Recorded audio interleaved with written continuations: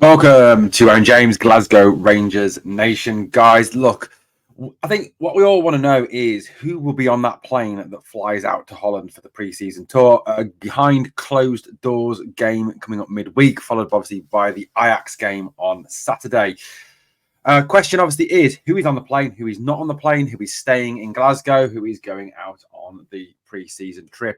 Now, Philippe Clement at the end of last season commented that he wanted his squad largely in place by the time they jetted out on their pre-season tour of Holland. I'm genuinely hoping that this is not the squad as is, because if it is, we are in big, big trouble. Look, there are approximately well, they're not approximately. There are 27 days to go till the start of the new season against Hearts on the 3rd of August, 12:30 kickoff for that game. So that is, how far we are away. Less than 4 weeks away now, less than a month away from the start of the season. And one of the things that we need to get our heads around as fans is the fact that when players come into the club, whether they are new players, young players, experienced players, all players take time to gel, take time to become used to the manager's way of working, to it sort of ingest, to bring in the tactics and be familiar with how the club is set up, how they're expected to play, etc., etc. And the amount of time and the lessening of time they have working in pre-season and part of these pre-season games, obviously the impact it will have to the start of the season. Now, I think we all sat there at the end of last season and we all kind of acknowledged, with the exception of Jack Butland, there was major surgery needed on the defence. The defence obviously was not the best in Scotland at the end of the season. I think that was Celtic. The defence, even though at times it was outlined as being the best in Scotland, was not in fact the best in Scotland. I think, a lot of what the defence achieved last year in terms of not conceding goals was largely down to the fact that Jack Butland was such an outstanding goalkeeper. He was absolutely brilliant at times, pulling off some absolutely fantastic saves and keeping Rangers obviously in winning positions and in positions of not losing points. The defense is aged. The defense is aged massively. I mean, if you run down for a minute the defense and we look at, who forms this Rangers defense at this moment in time, this is the defense as it is at this moment in time. So this is without obviously some of those young players that you could possibly consider as well, the Leighton Grants of this world, for example. So as it stands on the 7th of July, this is the Rangers' defensive options going forward, obviously, into the pre-season tour and into pre-season games. So we've got Connor Goldson, who is 31. We've got John Souttar, who is 27. We've got Ben Davies, who is 28. Leon Balogun, who is 36. Leon King, who is 20. Clinton Nsiala, who is 20 years old and obviously is a new signing to the club. In terms of the full-back position, we have James Tavernier, who is 32.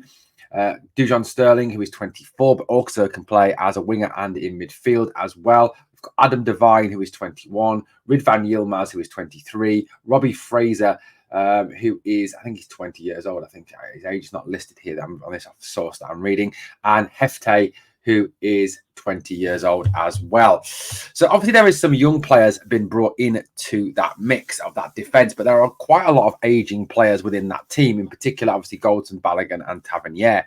Leon Balogun obviously signed a 1-year contract. I think Leon is largely going to be used as a sort of squad player this season. Well, I think that should be the plan. If Leon Balogun is starting the majority of games this season, then I think it shows that Rangers have not perhaps been as clever as they could be with their recruitment. One of the worrying things is since the Jose Cordoba deal collapsed and the Thomas Gedalmes link seems to have gone very quiet. Yes, we've signed Clinton Nsiala and we've signed Hefte, but I think even as the manager alluded to in his comments that he made regards bringing in players and bringing in experienced players, that these young players wouldn't be starters from day one, that they would pick up minutes as the season progressed. So I think, we can say that reasonably that Nsiala and Hefte are not going to be starters. So that pretty much leaves the defensive options in terms of the centre-backs exactly the same as it was at the end of last season. Goldson, Souttar, Davies, Balogun. And the full-back options, realistically, exactly the same as they were at the end of last season. Now, when we look at this Rangers defence, for me, it needs not just a little bit of work on it. It needs a massive amount of surgery. And the fact that links and rumors and stories around us recruiting defenders seems to have gone quiet is worrying. I'm genuinely hoping that Hefte and Ciala were not their only plan when it comes to the defence. I'm sure it wasn't. There's still plenty of time to go in the transfer window, but like I said, it's not about the time in the window. It's about the actual bringing in the players at the start of this window, getting them into pre-season, training them, getting them working with the players, getting them working with the coaching staff, and becoming familiar with the club and how it works, how it plays. The longer you leave it, the less time they get to settle in, the less likely they are to be up to speed by the time the season starts. I think that's the point that we are missing here a lot of the time when people talk about, oh, the window's just opened. Right, so let's move this along a little bit. So this is how it currently stands. Now, for me, this is what I've done. I've gone through and kind of looked at it in terms of who's good enough to stay, who should we keep as a squad player, and who's good enough to start. Now, the worrying thing for me personally is from that team, there are only two what I would call high quality, top quality defenders who what I would say are starters. Dujon Sterling, Ridvan Yilmaz. Now, I know Dujon is very good in central midfield. I know he's good on the wing, but he is a right back. That is his natural position. I'm sure he would be an excellent right back for Rangers. So for me, Dujon Sterling has to be the starting right back this season. Left back, Ridvan Yilmaz, if fit, has to be the starting left back. I think that's pretty much organised. Now, for me, the left back position, I think, is pretty much sorted. The left back position has a good deal of quality and a good deal of strength. Now, you may say, well, why haven't you circled Ciala and Hefte? Well, we haven't seen them play for Rangers. We haven't seen them pull on a jersey in a competitive game. We don't know what they're like yet for the club. You know, as we know, the weight of the jersey sometimes is too much for people. So we don't know. So I've kind of just holding off judgment on them too. I'm sure they're both very good players. I'm sure they will go on to be a great success. But as it is, we can't say beyond the shadow of a doubt, and I'm not slagging them off. I'm not criticising before anybody comes back and me going, you're only slagging off the players. No, I'm not. I'm just saying that we don't know what type of players they're going to be yet because they haven't played a competitive game for Rangers yet.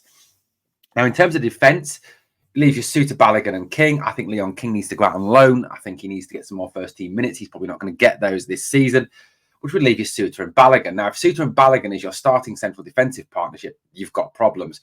If Goldson and Suter are your starting defensive partnership, you've got problems. If Goldson and Davis are, problems. Goldson and Balogun are, problems. For me, Tavernier has to go. He's defensively weak. He's defensively poor. You know, I said this morning, I made a point on X to someone this morning about the defence and the right side. And, you know, it's classic Tav FC for me. And there's too many fans that are turning Rangers into James Tavernier FC. It's fast becoming, in a lot of fans' eyes, for me, not Glasgow Rangers Football Club at all. It's becoming James Tavernier Football Club. And as long as James Tavernier's happy and James Tavernier plays, sod winning things, sod the rest of the team. As long as Tav's in the team, it seems to be that, you know, that no one else, they don't care about the options. And we're fast becoming, and I think a lot of the younger fans' eyes, Tav FC. Tav's got to go. He is defensively weak. He is poor going back. Dyson Maida owns him. He's slowed down. You know, if you look at the goals that we conceded last season and get, you know, rather than coming on and slagging me off, saying, oh, you're always slagging off Tav and Goldson, go and watch some games like I do. Go and watch some highlights of the games where we conceded goals. Go and look where the goals come from in those games. They come on the right side of the defence when Tav and Goldson are starting. They come from teams attacking our right side. And this is in domestic football and this is in European football. And this is because they know that James Tavernier and Connor Goldson are slow. Goldson is slower on the turn than a tanker or a cargo ship. James Tavernier is just owned by every winger he comes up against. He's got a bit of speed and a bit of skill. Tav can't cope with him. Yes, James Tavernier is very good going forward, but he's not quick enough to be a winger before anybody says play him in midfield. He's not fast enough anymore.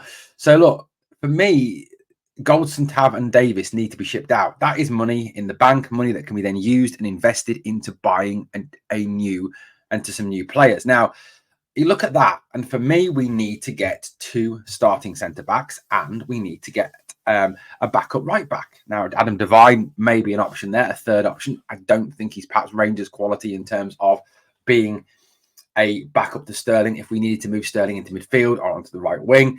I still think that we need to go and look at a right back. Someone like Ruel Waters from Arsenal would be a very good signing. as a backup or even as a starter, freeing us to play Dujon Sterling elsewhere. In terms of centre-backs, look, it's a difficult one. I don't have the scouting network that Rangers have.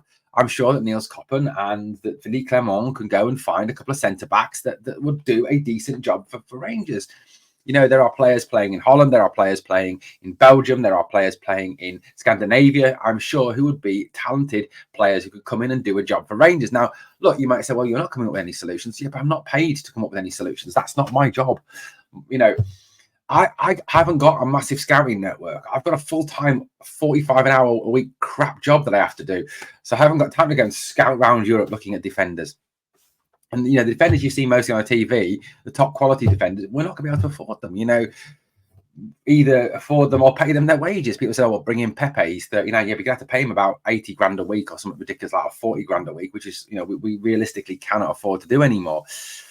So, look, we do need to address this defence. And what is concerning for me at this moment in time is we fly to Holland on Sunday or Monday. I think it's Monday, isn't it?